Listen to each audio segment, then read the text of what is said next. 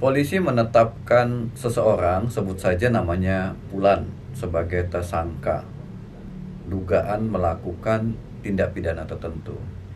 Nah, si Pulan ini keberatan atas penetapan dirinya sebagai tersangka atas dugaan tindak pidana yang dituduhkan oleh polisi. Bisakah si Pulan mempersoalkan penetapan tersangka tersebut?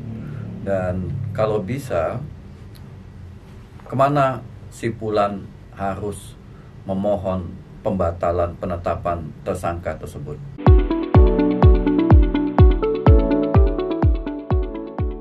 Bertemu kembali dengan saya, Ahmad Sofyan. Kali ini kita akan membahas hal-hal yang ringan yang sering kita hadapin di dalam masyarakat, yaitu penetapan tersangka seseorang yang diduga melakukan tindak pidana. Penetapan tersangka ini tentu saja dilakukan oleh penyidik. Penyidik itu bisa kepolisian, bisa juga penyidik pegawai negeri sipil. Jadi bisa penyidik dari Kepolisian Republik Indonesia, bisa juga penyidik dari lingkungan pegawai negeri sipil yang diberikan mandat oleh undang-undang. Misalnya penyidik dari imigrasi, penyidik dari perikanan, penyidik dari lembaga-lembaga yang memiliki otoritas untuk melakukan penyidikan, ya. Jadi bisa PPNS dan bisa juga kepolisian yang melakukan penyidikan.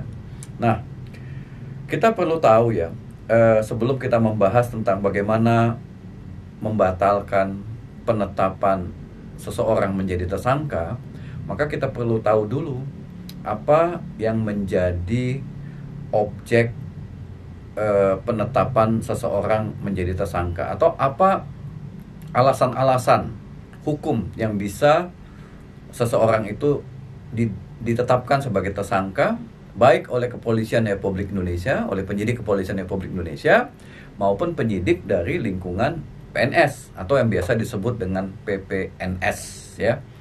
Nah, penetapan seseorang menjadi tersangka, ya, itu didasarkan pada Kitab Undang-Undang Hukum Acara Pidana, ya.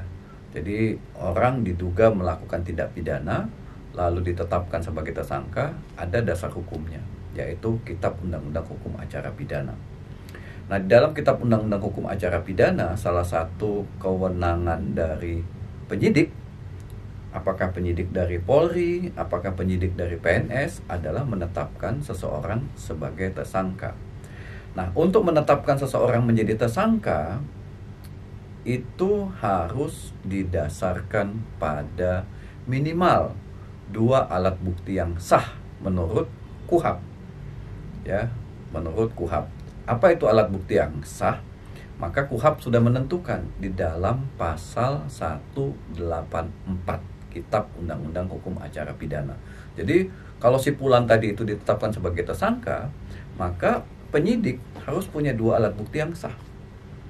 Alat bukti yang sah itu menurut KUHP, berdasarkan 184 KUHP, itu pertama adalah keterangan saksi. Yang kedua itu adalah surat atau dokumen. Yang ketiga keterangan ahli. Yang keempat petunjuk.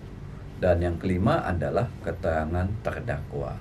Karena posisinya masih tersangka, maka biasanya cuma ada 3 kemungkinan alat bukti yang sah dalam menetapkan seseorang sebagai tersangka. Karena di tingkat penyidikan, ya, yaitu keterangan saksi, kemudian surat, dan yang ketiga adalah keterangan ahli. Jadi 2 dari 3 alat bukti di tingkat penyidikan ini bisa jadi dasar untuk menetapkan seseorang sebagai tersangka. Jadi polisi tidak bisa sembarangan menetapkan seseorang sebagai tersangka, tidak bisa. Dia harus punya 2 alat bukti yang sah.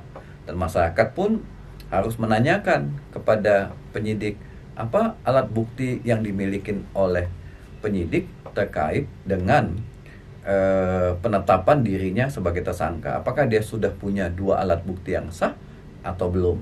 Nah, selain KUHP, ada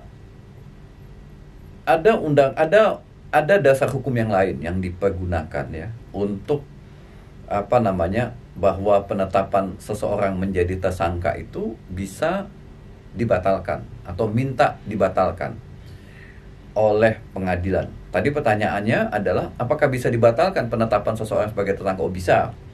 Apa dasar hukumnya? Nah, dasar hukumnya adalah putusan Mahkamah Konstitusi nomor 21 /12 /2014. Kemudian diperkuat lagi dengan peraturan Mahkamah Agung nomor 4 tahun 2016. Jadi berdasarkan dua produk hukum ini, maka penetapan seseorang menjadi tersangka oleh penyidik itu bisa dimohonkan dibatalkan melalui lembaga atau pranata pra-peradilan. Jadi namanya adalah lembaga pra-peradilan. Jadi lembaga pra-peradilan ini ya di pengadilan negeri. Jadi kalau misalnya si Fulan tadi keberatan ditetapkan dirinya sebagai tersangka, maka si Fulan bisa mengajukan permohonan di lembaga pra-peradilan untuk menguji apakah penetapan dirinya sebagai tersangka itu sudah sesuai dengan KUHP, sudah sesuai dengan putusan Mahkamah Konstitusi nomor 21 /12 /2014 dan peraturan Mahkamah Agung nomor 4 tahun 2016 atau tidak. Jadi yang diperiksa nanti di pengadilan, di pra-peradilan maksud saya, adalah tentang ada atau tidaknya dua alat bukti yang sah yang dimiliki oleh penyidik ketika menetapkan si Fulan sebagai tersangka. Jika ternyata di lembaga pra-peradilan tersebut penyidik tidak memiliki minimal dua alat bukti yang sah, maka ya ada kemungkinan penetapan sebagai tersangka tersebut dibatalkan. Tapi menurut pengadilan jika sudah memiliki dua alat bukti yang sah sesuai dengan KUHP, maka bisa jadi penetapan tersangka itu sah. Jadi nanti keberatan si Fulan terhadap penetapan dirinya sebagai tersangka tersebut akan diuji di lembaga pra-peradilan. Kemudian ternyata juga ada aspek lainnya yang harus dipertimbangkan ketika seseorang akan ditetapkan sebagai tersangka oleh penyidik, yaitu apakah penyidik sudah memeriksa orang tersebut atau belum. Jadi kalau si Fulan selama ini belum pernah diperiksa, misalnya si Fulan dilaporkan oleh si Ucok ya, melakukan tindak pidana. Ucok udah diperiksa. Ucok memberikan alat bukti juga. Dan polisi melalui proses penyidikan sudah menemukan dua alat bukti juga. Ada dua alat bukti yang sah. Tetapi ternyata si Fulan sama sekali tidak pernah diperiksa oleh penyidik. Tidak pernah sama sekali. Ya, tidak pernah dipanggil ya secara patut. Nah, ini juga bisa dipersoalkan di pranata pra-peradilan. Kenapa? Kok bisa orang ditetapkan sebagai tersangka berdasarkan dua alat bukti yang sah menurut penyidik, tetapi si Fulan sendiri tidak pernah dipanggil untuk didengar, untuk diklarifikasi atau diperiksa dirinya sebagai, apakah dia dipanggil sebagai saksi atau dipanggil sebagai seseorang yang diduga melakukan tindak pidana. Saya pikir ini ya mudah-mudahan bermanfaat. Jika penonton video ini merasa ini bermanfaat, silahkan subscribe.